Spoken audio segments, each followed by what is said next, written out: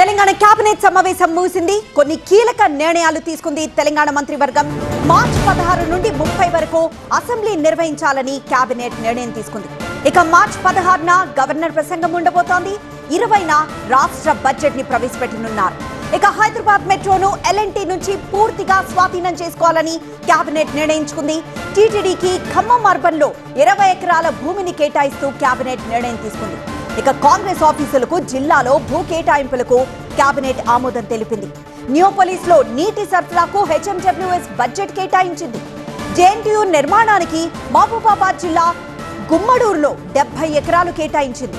కేంద్రం నిర్దేశించిన జనగణన 2027 చేపట్టడంపై కేబినెట్ లో చర్చ జరిగింది. మే 11 నుంచి జూన్ 9 మధ్య ఇండ్ల గణనకు ఏర్పాటు చేయనున్నట్లు కేబినెట్ చెప్పినట్లు తెలుస్తోంది.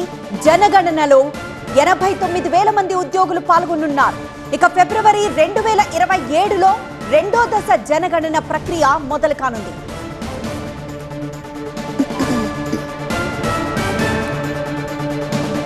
తెలంగాణ కేబినెట్ సమావేశం ముగిసింది. ఈ సమావేశంలో కీలక నిర్ణయాలు తీసుకుంది తెలంగాణ మంత్రివర్గం. మార్చి 16 నుంచి 30 వరకు అసెంబ్లీ నిర్వహించాలని కేబినెట్ నిర్ణయించుకుంది. మార్చి 16న గవర్నర్ ప్రసంగం, 20న రాష్ట్ర బడ్జెట్ ని ప్రవేశపెట్టబోతున్నారు. ఇక హైదరాబాద్ మెట్రోను ఎల్ఎన్టీ నుంచి పూర్తిగా స్వాధీనం చేసుకోవాలని నిర్ణయం తీసుకుంది కేబినెట్.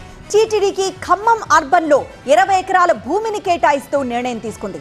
కాంగ్రెస్ ఆఫీసులకు జిల్లాలో భూ కేటాయింపులకు కేబినెట్ ఆమోదం తెలిపింది.